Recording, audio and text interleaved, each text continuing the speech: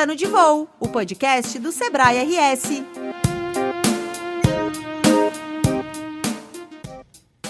Olá! Sejam todos bem-vindos e bem-vindas. Você deve ter notado que essa não é a voz da Alexandra Zanella, que tradicionalmente conduz o nosso podcast. Mas fique tranquilo, logo ela está de volta. Eu sou o jornalista Pedro Pereira, trabalho na produção do podcast e hoje vou ser o mediador da nossa conversa. Começa agora mais um Plano de Voo, o podcast do Sebrae RS. O mês de maio é marcado por um dos festivais mais importantes do setor de alimentos do mundo, o National Restaurant Association Show, também conhecido como NRA, e reúne os principais nomes da indústria gastronômica global. Na edição deste ano, mais de 1.500 empresas expositoras e 100 espaços educacionais fizeram parte da feira. A reestreia do festival, após 2 anos de paralisação, contou com discussões sobre automação, eficiência, sustentabilidade, soluções para resíduos, e nessa edição as pequenas empresas e startups conquistaram espaço entre grandes marcas do setor, o que indica um crescimento dos novos players no mercado. Bom, e para nos ajudar a interpretar os movimentos desse mercado e absorver os ensinamentos do NRA 2022, o Plano de Voo recebe o Matheus Rachevski. Ele é sócio das empresas Tica Parrilla e Bar e Armazém Box 18. Ambas ficam em Porto Alegre. Bem-vindo, Matheus! Olá, pessoal. Obrigado pelo convite. Uma honra estar aqui com vocês e um prazer estar de volta também aí com o meu amigo Roger, parceiro de viagem em Chicago. Pois é, se a minha voz não é novidade por aqui, né? Quem nos ouve já vai ouvir agora também uma voz que essa sim é bastante conhecida. Roger Klafke, coordenador de projetos de alimentos e bebidas do Sebrae RS. Eu é que vou contar com a tua experiência hoje aqui no podcast, viu, Roger? Bem-vindo! Grande Pedro, valeu, obrigado aí pelo convite, prazer estar contigo aí dessa vez. É sempre bom aí participar do Plano de Voo, trazer as novidades. Agradecer o Matheus aí pela parceria, aceitar o convite, a gente está conversando com a gente também, tenho certeza que vamos trazer bastante conteúdo e algumas histórias legais para compartilhar com a turma. Bom, é importante salientar que o Plano de Voo é gravado online, porque estamos em todos os cantos do Rio Grande do Sul e do Brasil. Afinal, a inovação e o empreendedorismo não têm fronteiras. Senhoras e senhores passageiros, acomodem-se em seus lugares. Estamos prontos para mais um episódio do Plano de Voo. Tripulação, decolagem autorizada. A todos, uma boa viagem. Entre as tendências discutidas no NRA está o aumento da preocupação relacionada às questões sanitárias. Esse é um reflexo da pandemia no olhar dos consumidores. Matheus, importante entender que isso é, além de ser uma preocupação das empresas, né, o olhar dos consumidores se abriu muito em relação a isso. Que estratégias nesse sentido vocês têm adotado na Tica Parrilla e no Armazém Box 18?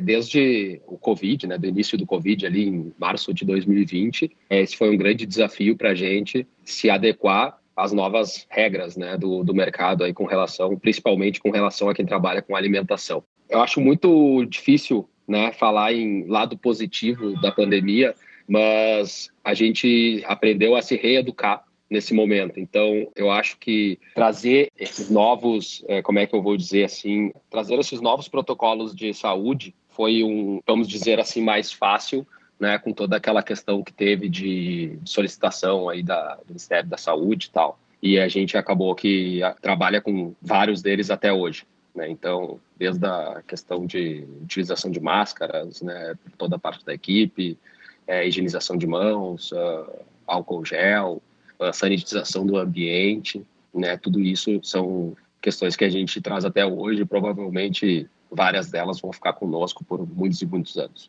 Além de tem que mostrar isso, Matheus. Como é que tu tem percebido o comportamento do público em relação a essa exigência, né? Tem que comunicar bem que esses protocolos são seguidos, mostrar isso de alguma maneira, deixar evidente para os consumidores. Como é que tem sido essa relação? Bom, a gente aqui sempre teve a ideia de mostrar justamente na prática. Não lidar muito com esses temas na rede social, mas principalmente na prática aqui com o pessoal que vem nos nossos ambientes aqui de trabalho. Então, uma coisa que a gente também utiliza aqui que dá muito certo é a questão das boas práticas, que a gente tem uma empresa parceira que trabalha conosco, tem ilustrações ali nas pias, né, nas entradas das cozinhas e nos ambientes de trabalho aqui com algumas das dicas de boas práticas que os nossos funcionários têm que estar seguindo. Ô Pedro, eu queria aproveitar esse ponto aí que está trazendo para o Matheus, né? E a gente, como Sebrae, também já de alguns anos vinha batendo nessa tecla, né? No entendimento aí do setor, para o desenvolvimento do setor, a gente precisa, né, investir. Quem trabalha com comida, quem trabalha com alimentos, é ficha 1, investir e ter esses controles aí que o Matheus está fazendo. A pandemia deu uma reforçada nessa necessidade, a gente foi muito procurado, a gente tem muito material disponível também, cursos online, cartilha, sobre essas determinações, normas e protocolos, que o Matheus comentou, né? Na pandemia isso foi acelerado, né? E a gente vê também na NRA, principalmente, né? A gente viu muito esse reforço em novas tecnologias, em empresas que oferecem serviços e principalmente, né, com o treinamento da equipe, a qualificação da equipe e a extensão disso para as embalagens, né? Então, muito se fala lá nas tendências que a gente viu que as embalagens delivery, né, que também foi muito acelerado, fora a necessidade desses protocolos dentro do presencial, uma oportunidade que surge do delivery, da entrega dos produtos e as embalagens, cada vez mais garantir essa segurança, né, do trânsito, do transporte, né, da viagem desse produto, do alimento, da cozinha até a casa do consumidor, garantindo a integridade desse alimento, garantindo a segurança, garantindo a temperatura e também que o produto chegue no formato ideal, né, o que às vezes é complicado porque tem produtos que não viajam tão bem quanto a outros, né? Então, complementando essa informação, acho que é legal citar o que a gente viu também na NRA referente a isso. Sim, bom, a gente está falando em comportamentos do consumidor, né? A gente está falando das embalagens, do delivery, hábitos de consumo que mudaram aí durante a pandemia. Como que isso apareceu na NRA e o que vocês têm percebido à luz do que foi visto na NRA e também da experiência do dia a dia, né? Como o comportamento do consumidor está exigindo que tipo de posturas, né, do empreendedor agora? Cara, com certeza uma conscientização ambiental com relação às embalagens foi uma coisa que a gente sentiu bastante lá, né, Roger? De embalagens ecologicamente corretas e também, além de ecologicamente corretas, com uma qualidade que deixe o produto o mais próximo possível do que se tu consumindo ele no próprio local. Novas tecnologias, mas sempre respeitando o meio ambiente. Eu acho que, resumidamente, seria isso. Teve um produto que eu vi lá que eu achei muito legal, que foi a moto com o baú térmico, mas não só com uma temperatura, e sim com duas temperaturas, uma temperatura para resfriados e outra temperatura para produtos quentes. Eles vendem tanto a moto elétrica, que daí a gente entra na parte de meio ambiente, né? Mas também eles vendem só o baú, se quiser, né? E esse baú ele vale para os deliveries, né? Um produto que, claro, a gente ainda não tem aqui no Brasil, mas já é uma luz para o futuro. E a gente também entra daí nas boas práticas, né? Porque aqui no Brasil, às vezes, a gente tem uma solicitação muito grande para trabalhar com todos esses padrões de boas práticas na cozinha, mas a gente acaba, depois que a gente finaliza o produto, entregando esse produto para o delivery, e aí todo aquele esforço que a gente teve de enviar o produto, entendeu? Que um baú de moto hoje, ele não tem o mesmo cuidado que a gente tem na nossa cozinha. E ali a gente viu, né, o trabalho dos caras, muito legal. A gente viu muito também na NRA, né, dessa preocupação com o final da entrega, né? Tendo o motoboy ou o operador do delivery, da entrega, o responsável, né, seja ele por moto ou por bicicleta, ou seja lá como for, né, que ele é o garçom do restaurante, né? Ele é o entregador, ele faz a parte como se fosse o garçom deixando na mesa, né? E essa conexão entre esse operador, esse parceiro, ou às vezes é funcionário da empresa que faz a função, ele é fundamental na qualidade do delivery. E também as embalagens, a gente viu muito isso, né? Eu assisti principalmente lá numa apresentação, numa palestra, e isso nos chamou a atenção, que é a relação do restaurante se transformando quase que como uma indústria de alimentos em alguns momentos, né? E a relação da embalagem do delivery com a embalagem, como a gente vê na prateleira do supermercado, né? Ou seja, o primeiro contato nosso quando a gente vai no supermercado com um produto é na embalagem do produto que está na gôndola, né? E a gente está levando a nossa marca dos restaurantes, da mesma forma para dentro da casa dos clientes. Então, a qualidade dessa embalagem, a marca da empresa, né, dentro da casa do cliente pode ser mais valorizada, deve ser mais valorizada. Claro que a gente já falou sobre isso também em outros episódios, né, sobre a dificuldade das embalagens no Brasil, o alto custo e, às vezes, a falta de opções, né? Ontem mesmo a gente fez uma conversa aí sobre um pós-NRA e a Natália estava falando sobre isso, né? Que era, ou tem embalagens que são muito simples, muito básicas, né? Que são aquelas tipo marmita, ou embalagens que são no nível lá em cima, que às vezes inviabilizam, né? Que são boas, são realmente produtos bons, mas que às vezes é mais caro do que o produto que vai ali dentro, né? O Matheus pode falar também um pouquinho sobre isso, porque eu imagino, Roger, que para o empreendedor isso tudo significa automaticamente pensar em custo, né? Vai aumentar o custo do meu produto com uma entrega melhor. O cliente, ele está conseguindo perceber e pagar por esse incremento na experiência da compra, na chegada do produto fresquinho na casa dele. Como é que está essa relação e como fazer com que ela seja possível também e seja bem percebida pelo cliente?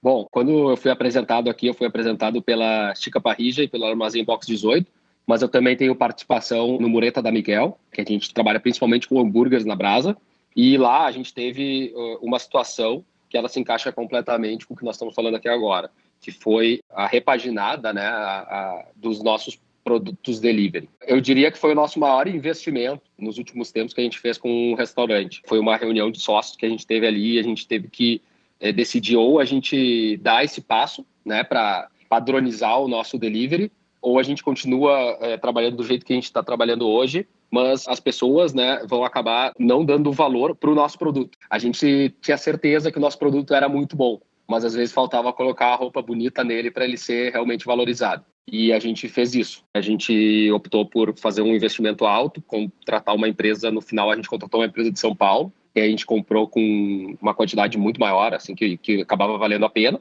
Cara, o resultado foi muito aparente, ou seja, se a empresa tem condições de fazer esse investimento, lógico, né? Também não dá para, vamos pegar essa grana agora e investir nisso e comprometer o caixa da empresa, não é? Aí não seria viável, mas como a gente tinha essa opção, a gente optou por trabalhar dessa maneira e deu muito resultado, o que tornou o produto muito mais instagramável, principalmente. Esse foi o maior sentimento que a gente teve, que os nossos deliveries começaram a aparecer muito mais no Instagram do que os próprios lanches que a gente vende na Miguel Tostes. Legal, falando já sobre essa história do Instagram, né, e do instagramável aí, queria conversar aí com o Matheus, fazer uma pergunta assim, de um negócio que chama bastante atenção quando a gente vê nas redes sociais aí, tanto o Chica como o Armazém Box 18, né? Ou seja, a gente vê que tem a louça, o prato ali, tem a marca da empresa. Aí quando a gente vê algum post ali, vê que aparece lá Armazém Box 18, parece o Chica, né? O que está por trás disso aí, Matheus? O que vocês enxergam? Que também é investimento, né? A galera que está por fora sabe que isso tem um custo adicional, né? É mais simples, né? Ter uma louça normal, né? E por que desse investimento, que isso traz de resultado e o que pode dar de dica aí para a galera que vê esse destaque nas redes, né? E não sabe qual é a estratégia que tem por trás? Cara, com relação a isso, eu daria crédito ao feeling, sabe? Foi uma coisa que eu sempre trabalhei aqui a ideia de pratos atrativos para serem instagramáveis. Pratos, eu digo a comida em si, né? E sempre quando eu via os posts das pessoas, às vezes parecia que faltava alguma coisa, sabe? E eu não conseguia conectar o que era. E eu sou um cara que eu pesquiso muito hashtag, pesquiso muito Instagram, pesquiso muito Pinterest. Assim, é uma coisa que para mim, cara, eu tô o dia inteiro em cima disso. Então é uma dica que eu dou para quem trabalha com comida, para quem é empreendedor desse mercado. É um prato cheio aí de referência. E eu comecei a ver que, principalmente nos Estados Unidos e na Europa, as empresas, né, os restaurantes, eles trabalham muito com aquele prato, com aquele redondinho em volta e o logo. E um dia eu conversando com o Matheus, também meu xará, que faz as artes aqui da Chica, junto comigo, falei, cara, vamos trocar um prato da Chica aí, vamos ver se funciona. E, cara, foi absurdo, assim, o retorno também foi impressionante. A marca, ela sempre tem que estar presente, independente se vai ser com um arroba ou com um desenho num prato. A questão da identidade visual, né, Matheus, isso é importante. E aí também não adianta garantir todo esse contato com a marca e não entregar, ou o produto chegar bonito, chegar bem vestido, como tu falaste, na casa da pessoa, e ela instagramar e depois não ter a experiência completa, ou a finalidade, na verdade, daquele produto não ser atingida, né? Não ser saboroso, ou não ter uma boa textura. Com certeza. Tudo isso tem que conversar. Então, aí também vem a questão não só das boas práticas em questão sanitária, mas a questão do processo mesmo, né? Da produção, da entrega do produto bem finalizado. Como é que vocês trabalham isso, né? Para que tudo converse? Bom, a gente tem aqui, né, em 3 pilares principais para se ter sucesso trabalhando no ramo alimentício. Qualidade de insumos, né, que a gente tem que entregar o produto de muita qualidade. Se a gente trabalhar com insumo de qualidade, isso vai facilitar no resultado final. Atendimento, treinamento de equipe, padronização de equipe, investimento no teu funcionário, desde o ambiente de trabalho até a remuneração, e experiência do cliente. Ele não tem que simplesmente estar ali para fazer uma refeição. Ele tem que estar ali para curtir um momento, né, para se lembrar de daqui a pouco algum outro momento em outro lugar que ele foi, mas aquilo tem que mexer com a imaginação dele. Então, eu acredito que com esses 3 pilares, a gente consegue chegar lá. E aquilo que a gente estava falando aqui antes. A roupa da comida tem que estar bonita para quando o cara receber em casa, né, até valorizar aquilo que ele está comprando. Mas também não adianta eu investir na embalagem e entregar um produto mais ou menos para o meu cliente.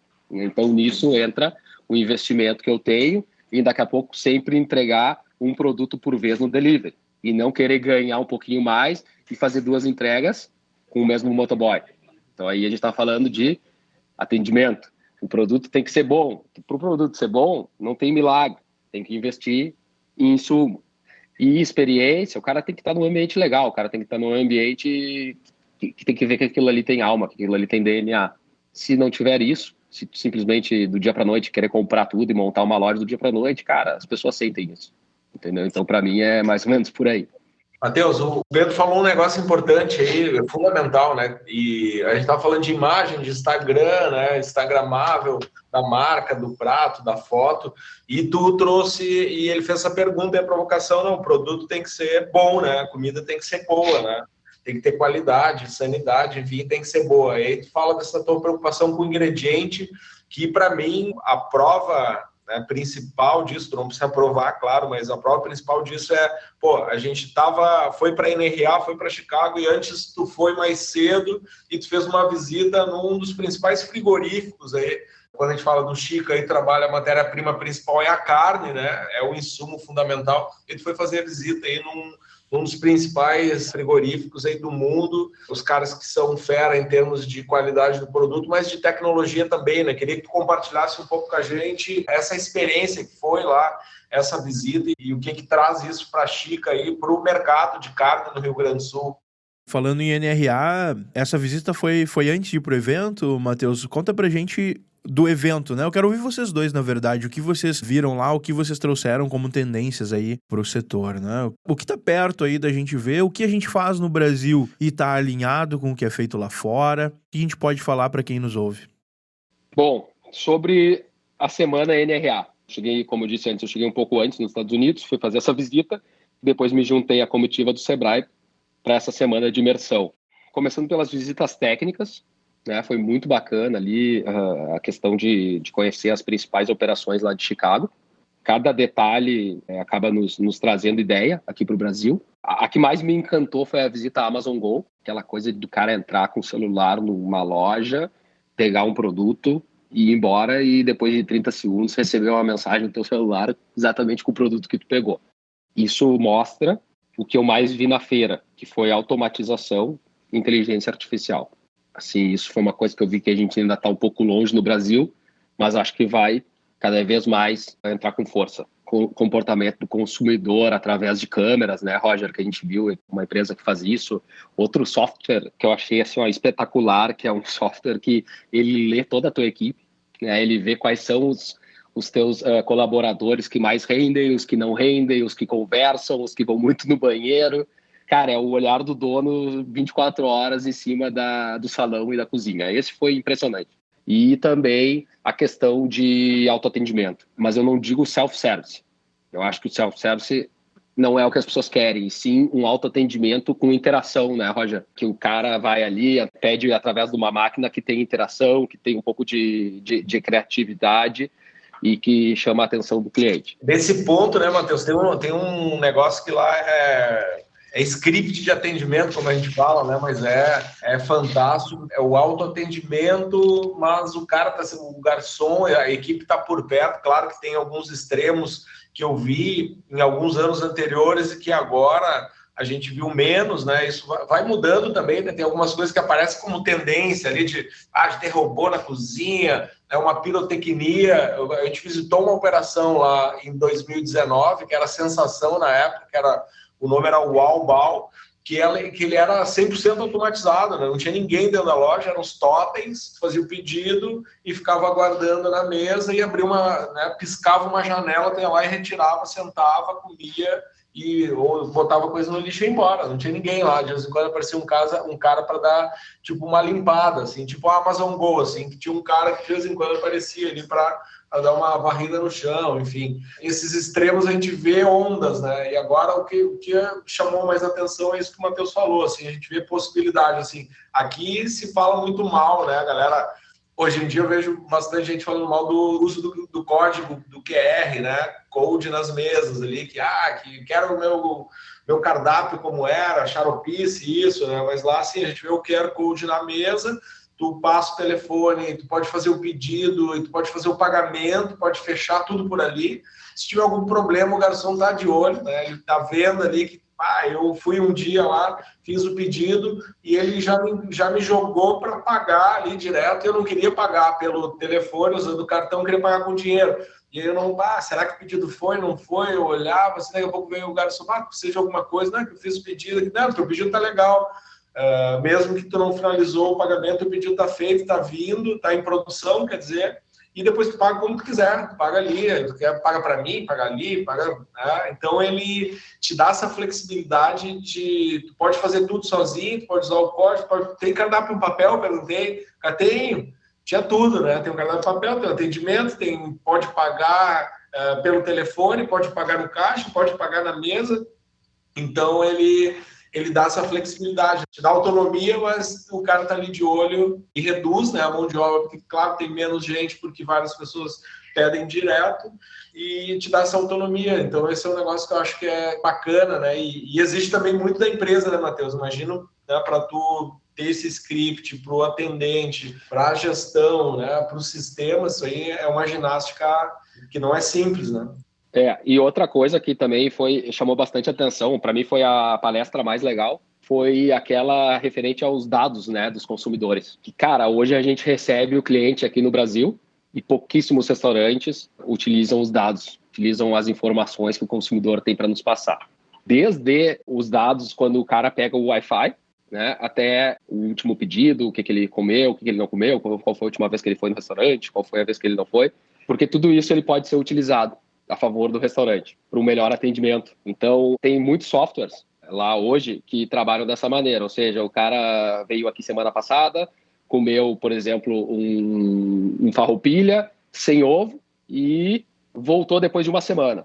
O meu atendente pode chamar ele pelo nome, pode perguntar como é que estava o farroupilha na semana passada, pode perguntar se ele quer repetir o pedido, se ele vai querer de novo sem ovo, ou se ele vai querer dessa vez com ovo, e o consumidor vai se sentir super lembrado, super valorizado, né? Então, eu acho que esse também é um grande desafio, eu acho que esse é muito mais tangível aqui no Brasil do que um software que lê toda a sua equipe, né? Então, eu acho que a gente pode também pensar nesse lado, isso tá, inclusive, aspas, né? Quando eu voltei para o Brasil, eu abri uma caixinha de perguntas no meu Instagram, o que eles acharam da minha viagem? Muitos perguntaram, o que tu vai tocar no Brasil? Né? O que tu vai trazer daí para o Brasil? E a segunda coisa que eu falei que eu ia fazer a médio prazo era utilizar mais os dados do meu consumidor, né, para uma melhor experiência. Então, eu acho que já tem softwares fazendo isso no Brasil e acho que a gente só tem que lapidar melhor aí esse diamante, né, que é essa questão dos dados do consumo na loja, né, do nome do cara, do aniversário, de quantas pessoas ele veio, qual é a próxima, de quanto em quanto tempo ele veio, daqui a pouco mandar um presente se o cara está muito tempo sem vir. né? Mas isso é uma coisa assim que às vezes aqui parece que é ficar pegando dados do cara, que coisa chata, não sei o quê, e lá tu vê que o cliente já se sente super valorizado. Essa é uma questão que apareceu, Matheus e Roger, pelo que eu andei vendo sobre o evento, assim, sobre as tendências, é a questão da personalização, né? E aí a automação vem para contribuir para isso, assim, quanto a isso, até uma experiência como consumidor. Recentemente eu estive em um restaurante, enfim, e com pessoas que não costumam ir lá comigo, né? Eu costumo frequentar o local, o garçom tomou os pedidos e quando chegou a minha vez, eu fiquei por último, ele falou, eu sei que tu vai querer tal coisa, é isso? Só conferiu comigo se ia ser aquele pedido, né? E eu achei aquilo legal, pra mim foi uma experiência legal. Para as pessoas que estavam comigo, já deu uma ideia de como o lugar trata os clientes, né? Então deixou também uma boa impressão, isso eles falaram. Mas a automação, ela ao mesmo tempo, ela pode trazer isso. E tem um risco disso se tornar um pouco frio, assim, porque uma coisa é o garçom saber meu nome, outra coisa é eu saber que eu forneci aquele dado em algum momento, ele ficou depositado em algum lugar. Como quebrar um pouco isso, né? Trazer a marca, a identidade do estabelecimento para isso, assim. E aproveitando, eu vou trazer já uma outra provocação, que é a questão da automação exagerada. Qual é o tom, qual é o ponto para não constranger a pessoa que não sabe fazer um pedido em QR Code, que não sabe acessar o pagamento por uma ferramenta como o celular, o relógio, enfim, porque a gente tem tudo isso hoje à disposição. O Roger deu um exemplo muito legal, né? Tem um cardápio em papel? Tem. Então, assim, como medir tudo isso para que ao mesmo tempo seja sempre uma coisa com a identidade do estabelecimento e que também não exagere a ponto da pessoa não frequentar por não saber como interagir com o estabelecimento? Eu acho ótima as tuas colocações, boas perguntas. Pra gente, por exemplo, a gente está falando aqui do Box e da Chica, são restaurantes familiares. São restaurantes que ainda hoje, na fila de espera, quando chega o nome do fulano, alguém grita, fulano, 2 pessoas, e aí ele vai lá e senta na mesa. Eu não quero perder isso. Então eu acho que não precisa ser nem 8, nem 80. Né? E tudo isso vai do feeling do empreendedor. Né? Se a gente é empreendedor e quer ter sucesso, a gente tem que ter esse feeling, a gente tem que ter o feeling de padronizar o atendimento e de educar o teu atendente a utilizar da melhor forma possível essas ferramentas. Mas a gente não pode deixar com que a ferramenta faça o nosso trabalho. Né? Da mesma forma que eu falei lá no início, mas aí é o olho do dono 24 horas em cima da tua equipe, com aqueles sensores lá de verificar os colaboradores. Não, é super legal aquilo, mas aí não é por isso que eu não vou deixar de ver no meu trabalho olhar a minha equipe. Né? A gente tem que usar isso aí para o nosso favor, né? como uma ajuda, mas nada como o feeling do dono para tocar a operação. Eu vou aproveitar essa pergunta aí do Pedro e a resposta, principalmente, aí do Matheus, para entrar num tema que às vezes é meio polêmico, mas que eu gosto desse assunto, né? Que é, na verdade, assim, o Matheus falou, né? Eu acho que tudo é questão de posicionamento do negócio e de decisões que são tomadas dentro da empresa a partir dos seus proprietários. O Matheus respondeu exatamente, a minha empresa é uma empresa familiar, a gente quer fazer o pedido, quer seguir chamando os clientes que estão na lista de espera dessa maneira, é uma escolha, é o feeling, né, do negócio, é o posicionamento. Da mesma forma, eu lembro, né, esse mesmo exemplo que eu citei lá que em 2019, não estava falando da Uaubal, que foi essa empresa que é toda de tecnologia, não tinha serviços de atendimento. Quando a gente visitou ela agora, antes de ir para a NRA, a gente sempre faz uma pesquisa de lugares lá para visitar. Acho que é legal a gente voltar lá no Uaubal, né? Imagino que eles devem ter expandido muito na pandemia, porque o modelo sem atendimento, enfim. Cara, simplesmente o que aconteceu é que aquela loja que era 100% automatizada, ela fechou, ela não existe mais, e eles abriram outros pontos que tinham seres humanos lá dentro, trabalhando, né? Pessoas. Cara, aconteceu o contrário, né, com a empresa. E aí eu lembro que quando a gente apresentou lá em 2019 alguns vídeos, enfim, que a gente tinha visitado, um amigo meu comentou, mas esse lugar aí, como é que eu faço, né? Porque eu não gosto de chegar num lugar que não tem atendimento, eu não gosto de chegar num lugar onde tem só totem para atender, eu não gosto de chegar ali e pagar, tu já me respondeu, tu não gosta, não é para ti, pronto, né? O posicionamento da empresa não é esse, não é para tu estar lá dentro, né? Então, quando a gente fala de posicionamento, às vezes é isso, né? Tu posiciona o teu negócio. Se eu não quero estar na lista de papel que o cara vai me chamar, se eu quero entrar correndo, né, e ser um atendimento robotizado, não quero falar com seres humanos, talvez eu não vá lá no armazém Box 18 na Chica, lá nós vamos ter um atendimento familiar, vai ter uma coisa mais calorosa, né?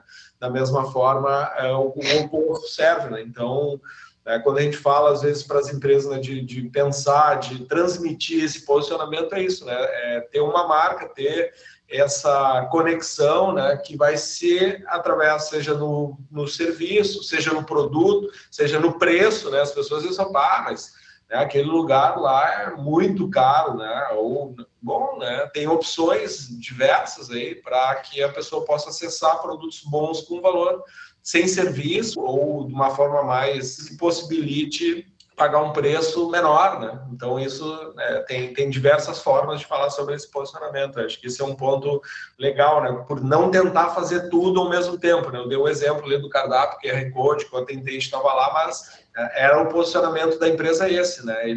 Nos Estados Unidos isso é muito claro, né? Ou se tu quer sentar à mesa, né? Ter um serviço, ter opções, vai pagar mais caro, né? E isso faz parte da experiência dentro da operação, né? Essa questão, assim, é um desafio para o empreendedor, mas é muito importante. A gente tem que saber se posicionar. Ou é uma coisa, outra é outra, né? Tu também pode usar essa tecnologia dentro do teu negócio, mas não pode deixar ela interferir no teu jeito de ser, né? No teu jeito de atender.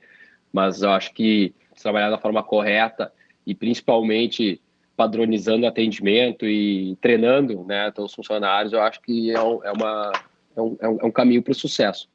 Roger, a gente tá entrando em 1000 assuntos aqui, a conversa tá tão boa que vai fluindo, né? E que bom que é assim. Mas traz pra gente, assim, tu disseste que separaste tópicos, né? Pra trazer alguns destaques da NRA. Acho que a gente tem que avançar nisso antes que acabe o nosso tempo. Traz pra gente, eu quero daí que o Matheus também comente, né? A visão dele sobre esses pontos, assim, de tendências, o que a gente viu por lá. Boa, Pedro. Aproveitando para fazer o merchan, a gente disponibilizou hoje, ficou pronto, né? O e-book aí da NRA, que tem anotações assim, das conversas que eu tive com o Matheus, com a turma que estava lá, das palestras que a gente viu na feira, né, de tudo que a gente viu nas visitas técnicas. Tentei resumir ali, colocar isso em 5 pilares aí, que está nesse e-book, que ficou muito bacana. O Sebrae está disponibilizando, né, tem mais de 20 páginas ali, com imagens, com conteúdo, e ele está dividido em 5 passos, assim, a partir de uma pergunta que o pessoal me faz. Mas por que na NRA? O que é NRA, né? Normalmente eu digo assim, cara, tu tem algumas opções se tu quer fazer uma leitura de futuro, né, de cenários de futuro. Pode consultar aí uma cartomante, pode ver bola de cristal, borra de café, enfim, mas se tu quer ter um pouco mais de certeza, vai para a NRA, que é o evento que mostra o futuro do setor de bares e restaurantes, né? Então, a partir disso, a gente limitou ali a 5 pontos, né, para chamar a atenção de quem não foi, principalmente, né, a algumas coisas. Né? Primeiro é olhar para o cardápio, ou seja, a essência do que é o bar e o restaurante está no que se serve, né? Então, pensar no cardápio, nessas tendências de consumo aqui, que a gente falou de algumas delas, né? Produtos de qualidade, produtos frescos, produtos locais, produtos artesanais, produtos certificados, né? Produto para mercados inclusivos, aí, como os produtos sem glúten, sem lactose, vegano, vegetariano, né? Produtos que trabalham também para a questão da imunidade e longevidade, né, tão em alta. Número 2, assim, a parte de tecnologia, a gente conversou bastante, né, sobre isso, né, tanto de software que estão disponível, como de máquinas e equipamentos, né, para melhorar os processos dentro dos restaurantes e reduzir a dependência de mão de obra, principalmente para tarefas que são repetitivas e às vezes perigosas, né? Então a gente vê que já existe ali robô para forno, para fritadeira, né, para coisas, né, que são um pouco mais para temperaturas mais baixas ou mais altas, né, ter essa possibilidade, né. Número 3, processos, né, também o Matheus falou bastante sobre isso, né, de treinar a equipe, do atendimento, né, tanto processos de atendimento, de frente aí com o cliente, como o processo de venda, seja ele online ou presencial, né? Processo de fechamento e processo dentro da cozinha, principalmente aí para olhar para questões relacionadas à redução de desperdício, que hoje é um ponto gargalo aí muito grande. Embalagem, que a gente falou bastante aqui, né? Não vou repetir, mas é um dos tópicos aí que está nesse material. E a parte de equipe, né? Que também o Matheus falou sobre isso aí, de treinar a equipe, né? De ter a equipe participando, e o desafio hoje que é, tanto nos Estados Unidos como no Brasil, mão de obra, né? Selecionar pessoas, captar pessoas para trabalhar em vários restaurantes. Isso é um desafio grande lá. Aqui sempre foi, né? De ter pessoas qualificadas, manter essas pessoas, e a partir aí de um novo olhar para a equipe, né? De ter essa aderência das pessoas à marca da empresa, ao propósito da empresa, né? De dentro do possível ter algum tipo de flexibilidade, né? Para essas pessoas trabalhar, que é um desafio, né? O setor aí é um setor que trabalha quando os outros estão se divertindo, né? Então é complicado isso, né? Então tem que ter um pouco essa consciência de quem está no setor, e o desafio de manter a equipe, né? Então esses 5 pontos aí a gente coloca no e-book aí e tem como um resumão aí do que a gente viu na NRA. Como é que o pessoal pode acessar o e-book, Roger? O e-book ele ficou disponível hoje, né? Ele tá no site do Sebrae, e a gente tem divulgado também em todas as redes, no Instagram também, ali pode acessar, vai para uma landing page lá onde o pessoal pode ver todos os vídeos que a gente gravou por lá, na NRA, está disponível também, e baixar o e-book aí, que está disponível gratuito. Olha aí, maravilha. Bom, a gente vai encaminhando já as últimas considerações. Eu quero ouvir de vocês, com base no que foi visto na NRA e também percebido em relação à expectativa de mercado para os próximos, vamos dizer, 2 anos, né? Nessa retomada da pandemia, 1 ano, 2 anos. O que vocês viram lá, sentiram da expectativa do mercado, e o que a gente tem aqui no Brasil, o que vocês estão imaginando, esperando e projetando para os próximos, vamos dizer, 1 ano, 2 anos, né, Roger? Bom, isso eu vou deixar para o Matheus aí, que vamos ver o que ele está planejando aí, o que ele está aprontando aí. Bom, vamos lá. Primeiramente, o que eu queria dizer com relação à NRA? Eu acho que para o empreendedor é muito importante, porque por mais que a gente tenha aí à nossa frente sempre novidades, a gente no dia a dia aqui na nossa cidade, no nosso trabalho, a gente está com a cabeça muito fechada. E indo para uma feira dessas com outros empreendedores, a gente simplesmente liga uma chavezinha ali, que é o modo esponja, para pegar aí tudo que a gente tem de novidade no mercado, de ideias, e vai com outra cabeça, né? A gente pula, a gente mergulha aí de ponta para cabeça aberta para trazer tudo que a gente puder de novidades para cá. Então, assim, a visão ela é outra, né? A gente sai daqui de Porto Alegre com a cabeça totalmente aberta para trazer novidade. Na feira, eu acho que é legal também falar que não são somente expositores, mas a gente tem também as palestras, né? A gente tem troca de ideia com outros colegas da comitiva. Acho que super importante também trazer aqui que as palestras elas são traduzidas simultaneamente pela equipe do Sebrae. Isso é muito legal. Então, sei lá, se a pessoa tem dificuldade daqui a pouco com o idioma do inglês, cara, o cara vai estar lá e ele vai estar entendendo tudo que está acontecendo na hora, né?